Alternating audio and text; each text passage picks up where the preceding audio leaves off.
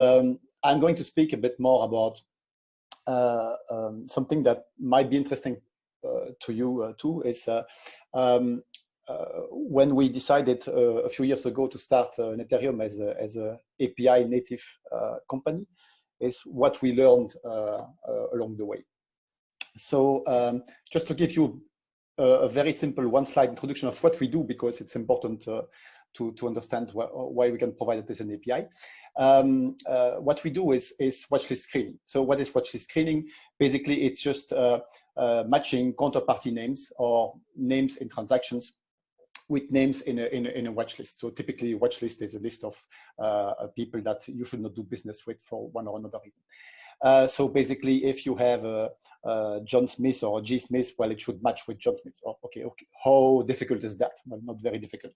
Of course, it can become a bit more difficult if you start saying that it needs to match in all languages and in all alphabets, whatever the alphabet on both sides. That it needs to match also if there is any form of typo or change, or even if you use the nicknames of persons, it still needs to match.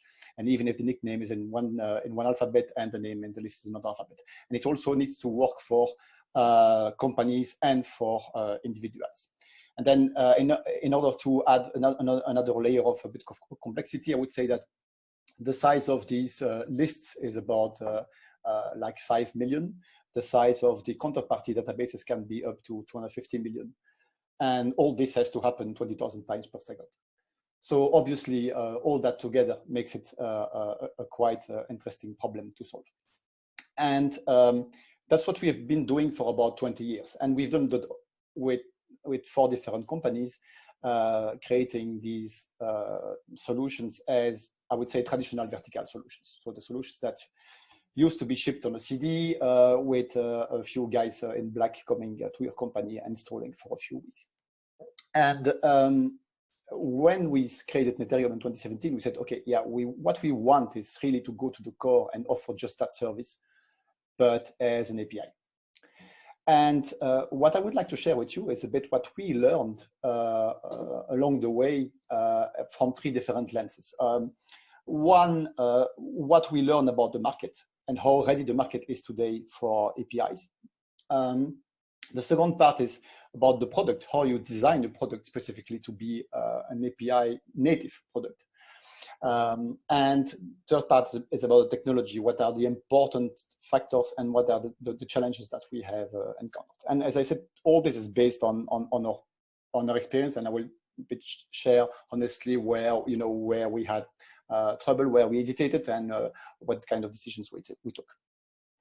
So to start with the market, it's interesting because we are here, of course, a group of people who are API enthusiasts. So we could easily imagine that the whole world is using APIs, and which is in part is true. But on the other hand, if you go to more enterprise software, and especially if you go into more, I would say, traditional sectors like financial services or insurance, large corporates, well, this is very much still the beginning.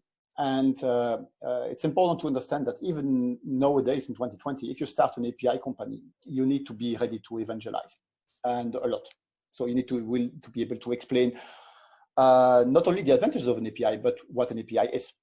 And you have to use a very interesting, narrative. So basically what we use is, we use this kind of narrative where we say, when we started, when the first cars were produced by Ford, well, they had really the iron, the coal, and water, and even the rubber for the tires coming in one big factory, and that factory was making everything and was basically producing a car. And of course, as you know, the automotive industry is completely changed today, and today making a car is much more like assembling components from different people, from different companies, and all these companies have become very good at producing one specific element, and they do that very well. They do that probably much better than the car producer himself. So the car producer work is basically today to assemble all these things, and that's a good way of representing an API. And you could say that more or less the same thing as occurred in the IT world, because in the beginning, remember in the 50s and 60s, well, okay, don't remember because most of you were not around, but at that time, you had people making mainframes. They were making everything. They were making the hardware, the software, the people, that everything. So basically, when you bought a mainframe from IBM, you had everything there. And then in the 70s, 80s, you know, some people started making hardware, other people started making software. And then later on, what happened is that in the hardware, things became more and more commoditized. So people said, okay, we are going to make just processors. Other people like, Seagate or people said, okay, we are going to make hard drives. And then you had OEMs that started to basically assemble PCs, which are these PC clones, and said, okay, we are going to put all these things together. And so we go about a bit the same route, which is where we assemble components. Same thing in what happened in the app space is not exactly the same. So they split into, of course, operating systems and applications. And if you recognize some of these logos, then it means that you are as old as I am. But the fact there is that it really didn't go the same way as hardware yet. And then, of course, as you know, for the if you fast forward to today, I mean, you see that all of these OS hardware things are more or less virtualized in cloud computing, and so basically they are available to you as a service, and you really don't care about what type of hard drive is in these machines anymore. And then basically the application then now is using these resources. But if we zoom in on the application itself, we see that applications become more and more kind of Lego blocks using a lot of APIs. So basically, if you look at an Uber app, for example, well, okay, it will use Stripe for the payment, it will use Twilio for text messages, it will use, of course, Google Maps to present the maps and so on. But that's for, I would say, client applications. Now, if you go into the enterprise applications, well, of course, for us, API enthusiasts, it would be, of course, very tempting to say, oh, it's the same thing. Well, just any company who would not like to use all these services through APIs and integrate them into my software, because it makes things so much easier, of course, because I just have to assemble components, just like my car manufacturer.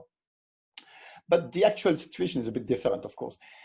So what we discovered is that, okay, you have different dynamics and different complexity depending on the ecosystem. So, for example, in the ecosystem of internet platforms, while their APIs is a requirement, it's very well known that Amazon itself, even before the AWS, were basing everything around APIs, even internally, and also, of course, it's externally. And if you deal with any of these companies, they will expect you to have APIs, and that's basically the only way they will communicate. Actually, mentioning a good example about these pre-API things is I used to work for a company before, creating vertical software with this kind of old APIs, and our API, which was not really API, of course, was based on MQ series. Okay, some of you may know MQ series, and we had a discussion with one of these companies, actually very big companies of these internet platforms in the US.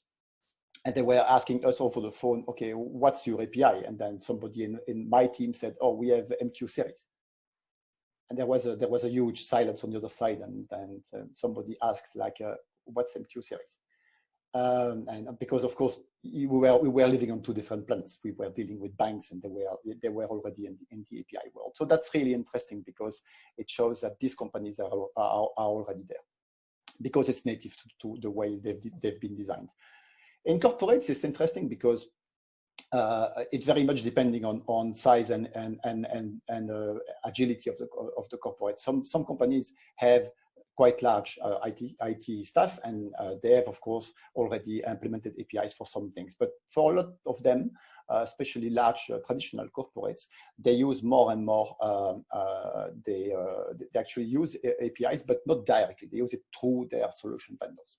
So basically, they connect to their solution vendors. They still connect to the solution vendors. The solution vendors are more and more moving these things towards the cloud, or at least the private cloud, or whatever they can, the corporate cloud that they can provide. But they are using APIs themselves, but the corporates is not directly using them. And then the small ones, the small corporates, well, they most of the time use software that's provided as a service anyway. So they don't use APIs directly because they have limited IT resources, but they will use it through their vendors again. And then, of course, there is the financial services block, which is my favorite one, where you have very different, it's very contrasted picture because there are very different players there. Some of them, so of course, the more advanced ones, the challenger banks, the payment service providers, fintech, regtech, and so on. Of course, they are very much using APIs already because they are digital native companies. If you go to banking insurance, well, there it becomes more interesting, of course, because as you know, and there is a very interesting example, which is PSD2, even when the implementation of an API is mandatory and it is regulatory mandatory by law, banks struggle to do it. So it's clearly quite interesting. And they provided, but they use some APIs also again through their solution vendors. And we'll see that the solution vendors try to move more and more features to what they call marketplaces, which are basically private clouds. And this is a good example from my friend Francis, which is basically the timeline of PSD2, which is a joke because we're speaking about 2 APIs. And it took years, literally. And as you know, most of the banks are still not completely fulfilling their regulatory duties in terms of providing the APIs. So that was on the market side. So on the market side, if we have to remember, there's still some convincing to do, because especially if you go in more traditional domains. And this has an impact on product. So this is actually that's the algorithm for an API. So basically, it's if there are enough applications requiring a specific feature, and that specific feature is technically complex, well, then that feature can become an API. Which means also that feature can become a company, which is really quite interesting and quite exciting because it means that today you can build a company on just one specific feature. What you had as a specific feature in an application before, if you can see that feature as general enough to be used by many companies, and it is complex, and you can do it well you can make a company out of it. So that's really what API enabled. For me, I think from the company, from the product point of view, what's really exciting is that it allows it creates a smaller barrier to create a company because you don't need to create a full blown solution, but just providing the basic feature that you want to provide. So to take our example, this is what we are very good at. Okay, we are doing that watchlist screening. But in the past, in a traditional enterprise application stack, well, we had to provide this in order to just deliver that, because the customer would not buy the watchlist screening thing. They would want to have a user interface, and in that user interface, they expected to have reporting and case management and workflow, and of course user authentication and user management and profile management and security, and all this needed to be added. And then, of course, this software needed to interface with the other applications at the client side. So it needed middleware, it needed database. And we had to, produce this whole stack just to provide to the customer the added value, which is what we were doing well. And that's not all. We needed, of course, because we had this huge stack to deliver. We needed a lot of people to deliver it. So on average, 4 consultants delivering the application, and for project sizes that were in average 6 months. And some projects could go up to 18 months. And again, a very small part of that was in implementing the real value. Most of it was actually in providing what we call the integration glue. This horrible thing that connects the application at each level between the operational systems of the customer and your application. So of course you need to have your consultants needed to write scripts and modify configuration files in order to connect the middleware to the middleware, database to database, the workflow to the workflow, and then the case management and everything together. And then after 6 months of work, what was the end result for the users? They were happy. Yeah, one more user interface to connect to, with another username and password to remember, and another training that they had to. So of course, I mean, that was not really satisfying, but that was the best we could do back in the 90s. And of course, we want to simplify that, and APIs allow to completely simplify that, because what we say, if the customer has the IT resources to do that, is that they can very simply connect to the API directly in the operation system, which means that the whole rest of their stack does not have to be modified.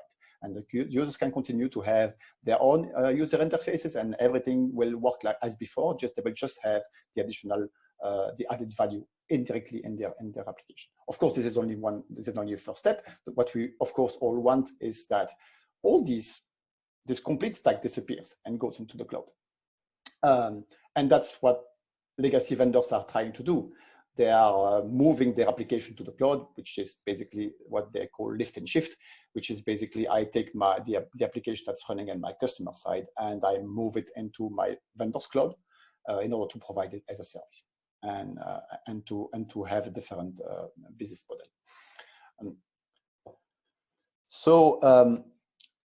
What from the product perspective, what changed is 5 aspects. The first aspect is communication. So the first aspect when what you're selling is an API is qualifying your customers. It's very, very important to qualify your customers very quickly and to make sure that they understand that what you're selling is an API.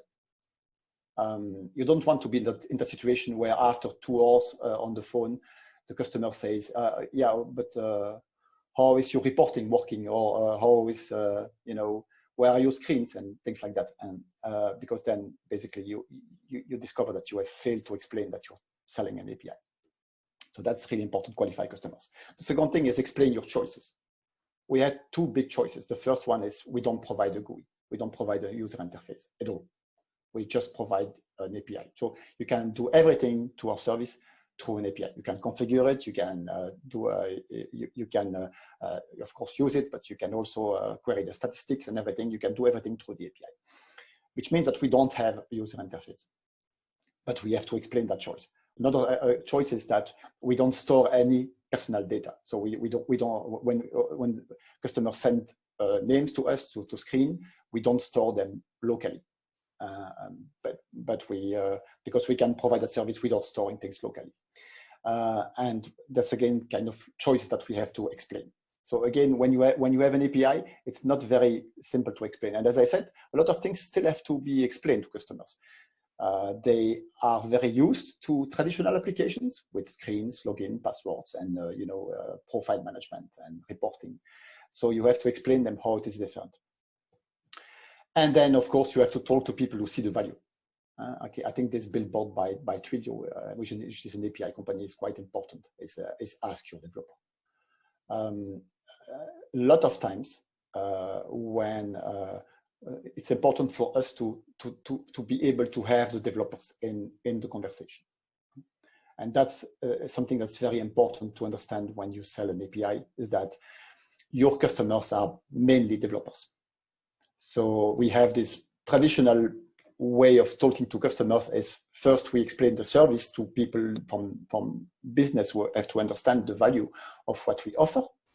But then once we have that, it's very important to have the conversation directly with the developers who are going to use the API, so that they validate the fact that, yes, we are using the right authentication. Yes, we have real API. Yes, we are documented on Swagger Hub. Yes, we have the right standards. So all these things are validated by developers. And so it's very important to realize that the developers are your customers. The pricing model is a second element, which is very important when you to consider when you sell an API. Is, of course, there is always some relation between the price that the customer is going to pay and the consumption from your API. But how you do exactly link these two together is going to be very dependent on exactly your market. So you have to find the right API economics.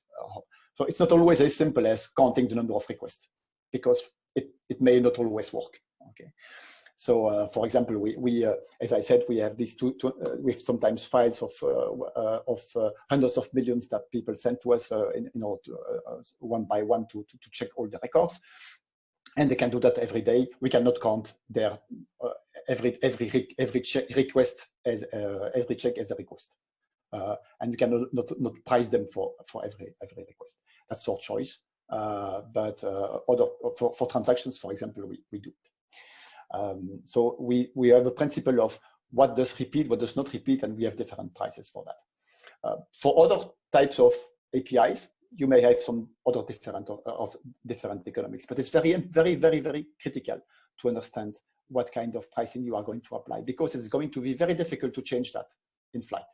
So when you start and you have customers, it's very difficult then to say, okay, reset, stop. No, I don't.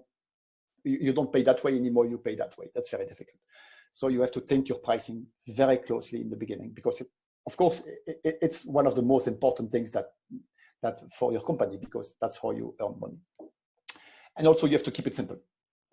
You don't want a pricing where there are 6 dimensions, like, okay, if you connect on that API or with that specific endpoint with such a volume from that region on that day, it's going to be that price. Otherwise, if you, no, you have to say, okay, the price is based on volume. That's it. Don't underestimate scaling.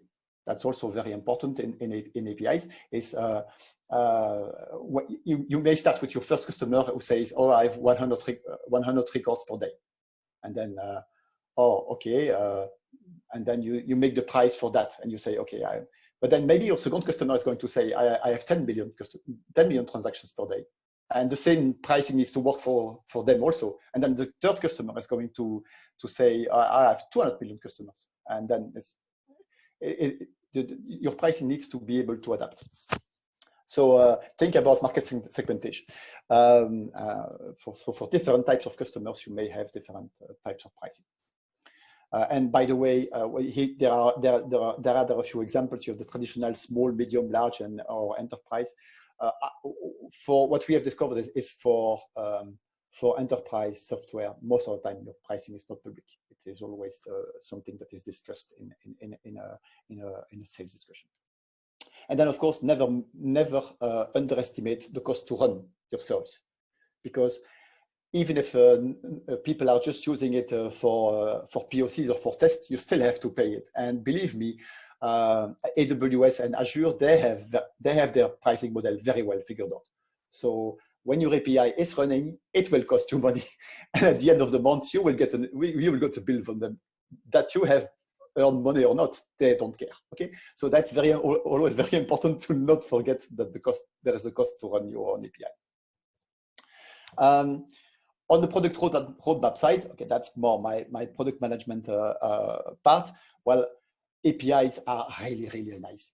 Why is they very nice? Because you can start with a very narrow focus. You can just provide one feature.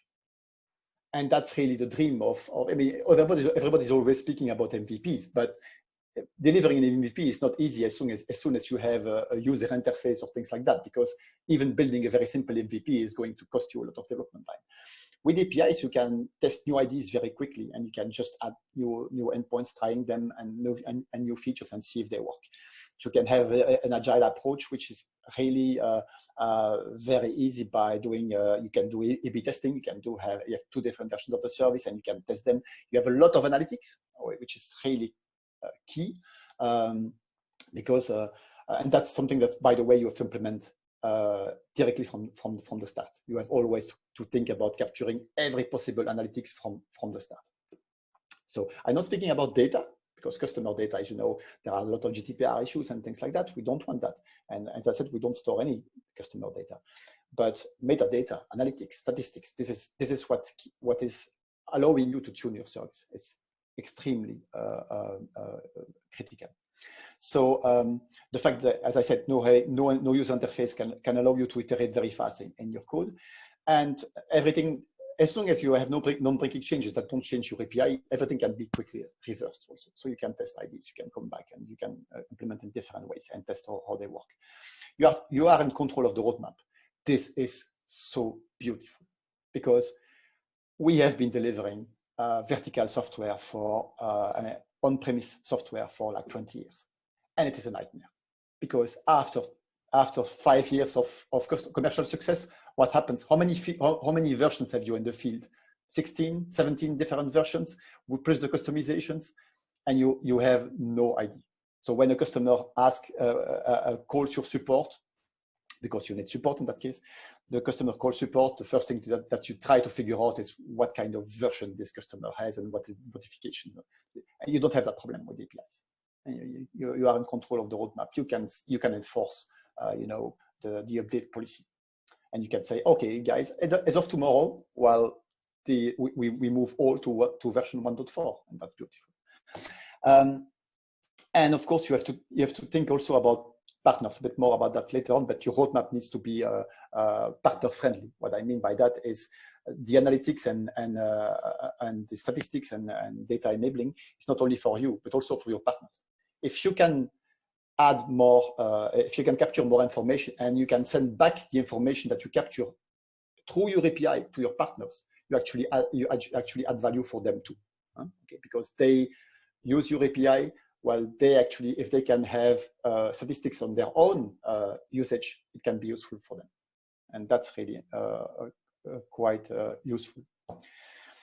Partnerships, speaking about partnerships, well, of course, what you think when you start an API company is that, okay, this is how it's going to work. I have a customer and is going to buy an access to my API and to use my service.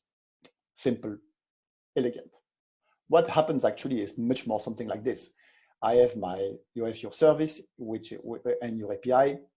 Your API uses partners may use partners' data to work. It may also enable some partner data directly through your API. And then it may not be directly connected to the customer because it may be connected to a partner solution, which is actually integrating your function, your feature in a larger solution. And that solution is then in turn sold to the customer. So it's not as easy as it seems in the beginning. So partnerships are extremely, extremely important. You have to start partnering as soon as you start your company. Why?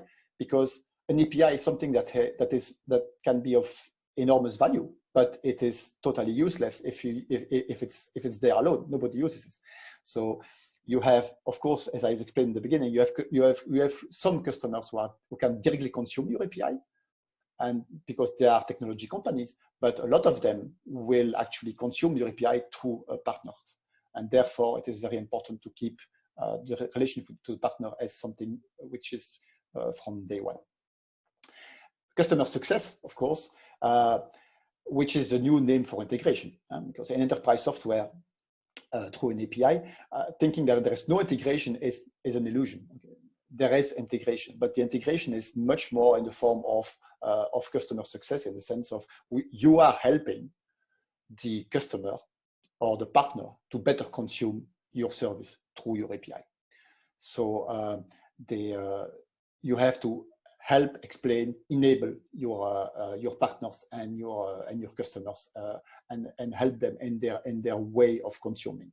And so that's what is replacing these guys in black that are at the customer side are replaced by people on your side that help people integrate your services. And of course, usage data, metadata, analytics are extremely valuable because they will help these people to fine-tune their own services. And also, they will allow some of your partners that are selling, for example, data, to have feedback about how their data is consumed. So if you, for example, we use these watch lists provided by people that used to sell them as files. And if they sell them as files, well, they sell them to a bank. They have no idea what happens to them. They have no idea what records are consumed, how many, and they have no idea of what they should improve. With us, by using their data being used through our API, we can capture usage information. We send that back to them. And so they know, okay, what records they should improve, what parts of their data they should improve. So that's really where there is a really win-win, and there is additional value in what you can provide to your partners. Technology, and this is the last part. Two things. Well, make it fast. I mean, that's especially for us because we have real-time constraint, and keep it running. Keep it running is of course, availability is key in APIs. So scalability and availability are really key. So it means that in terms of the technical architecture, a microservices architecture like we designed with stateless processes basically allows us to auto scale very quickly and to start as many processes we need to in order to handle the workload, and then to scale down when it's not needed anymore. Because don't forget, we need to be able to scale with the customers, but we also need to keep our own consumption and our cost to run in check. So if we cannot afford to have 100,000 processes running all the time, but we can afford to jump to auto scale and to go up to 100,000 processes and then to go down if the workload goes down. We need to build in from the start, and there I think everyone is going to be happy because all these things that you usually leave for later when you design an application. Because security, authentication, yes, we use OpenID Connect, which is good. Good. Logging, monitoring, and even documentation. I mean, these are the 5 points that probably every developer hates most. Okay, because that's the typical things like, oh yeah, I will do that later. And with an API, actually, you have absolutely no choice. You have to do them first, because you cannot provide a service if you have no security. You cannot provide a service if you have no authentication, because then you cannot identify even who's connected to your API. Therefore, you cannot build. If you cannot build, then okay, you're out of business. Logging and monitoring are obviously key, because you need to provide availability, and documentation. Well, it's the first step, because people will ask you where documentation is of your API in the very first call. So it's very interesting how it reverses completely the proposition of the usual developer, who is going to I'm going to do the fun stuff first, which is the code, and then later on I will look about this, boring stuff like security, authentication, documentation. And we have to do them first. So that's really good with APIs. Of course, challenges that we have is that we have this real-time requirement. So our APIs are all synchronous, which is really a challenge, because response time has to be extremely short, even if we have to do some complex operations. And the adherence to standards is key. That we have seen, because it's typically, as I said, developers are your customers, so they will the questions about standards and about documentation, Swagger or OpenAPI will come up during usually the first call. And if you don't qualify at that stage, it's very difficult to go to the next stage. And that's the advantage of having developers as your customers, is that if you are legit, they're very easy to convince. But on the other hand, the disadvantage is that there are no bullshit people. So if you cannot answer the right questions, well, they just will throw you out, which is fair. The API gateway is a very, very important choice, because, and it's very important to make a right choice quickly. We were quite lucky, because we started nearly immediately working with Kong. And we are very happy with it. Because of that, we stayed away from the cloud providers API. So the cloud providers API gateway. So it's not API gateway there, which is tempting in the beginning, but which makes you dependent of a specific cloud. And you probably want to avoid that. That's another lesson that we have retained. We started, like a lot of people, with AWS, and then maybe you have to think directly that, okay, you should be as independent as possible from the cloud. So it is the API gateway is a very critical part of software. Don't ever think that you can improvise that yourself. I mean, it's something that you need to use. Most of them are open source anyway. So, but even if they're open source, you should directly examine the paying options in order to be able to not limit your choices later on. So, because eventually, if your service grows, if your company grows, you will want to go to the paying versions. And then it's better to directly have a look at, okay, what would be available in that case? How much would it cost in order to have these IDs even before you start using a product? And my last slide about precisely cloud independence. We started with AWS, like a lot of companies, of course, because that's the default choice. And then after about a year, we had great help and support from Microsoft. And we have a very good relationship with Microsoft now. So we decided to support Azure also, and actually we moved most of our test infrastructure to Azure. And there we actually discovered that we were quite lucky to have designed most of our architecture to be cloud independent and not having too much used, storage which was specific to AWS that we could not have moved so easily. We decided to move to containers and to move everything to Docker containers. It was a major undertaking because, of course, it means that in terms of dependencies, it asks for certain discipline, but it creates eventually big value. And of course, it allows us to move things around, and also it allows us to support private clouds more easily if needed.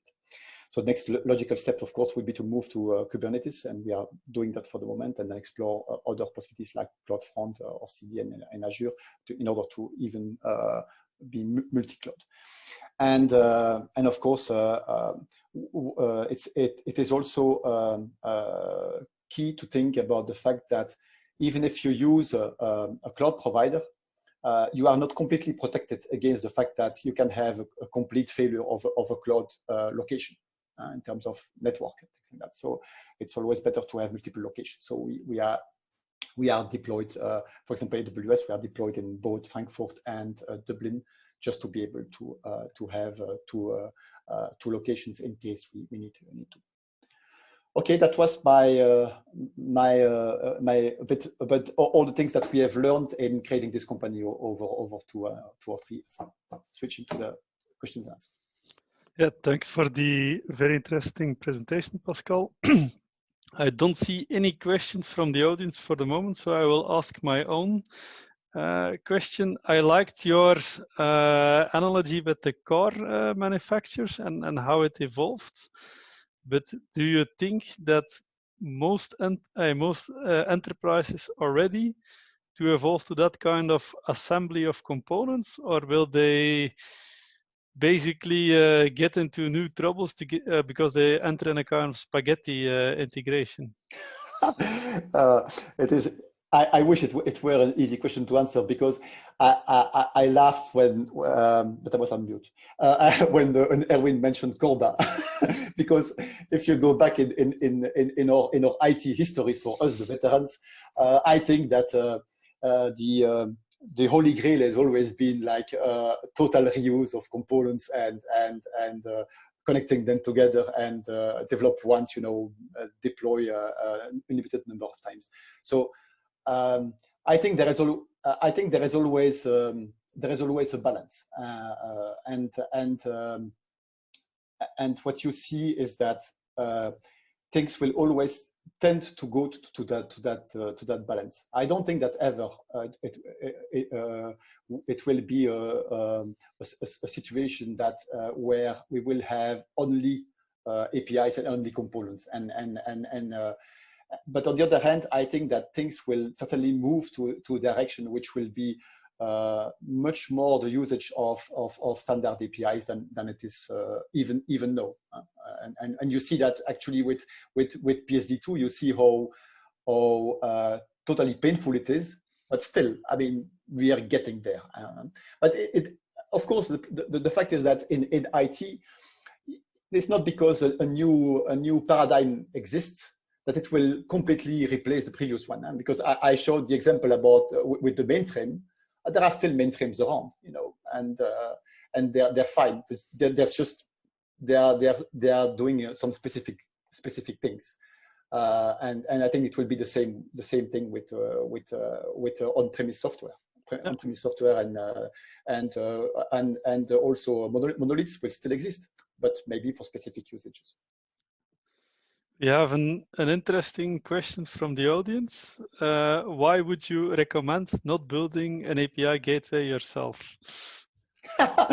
Well, I guess the good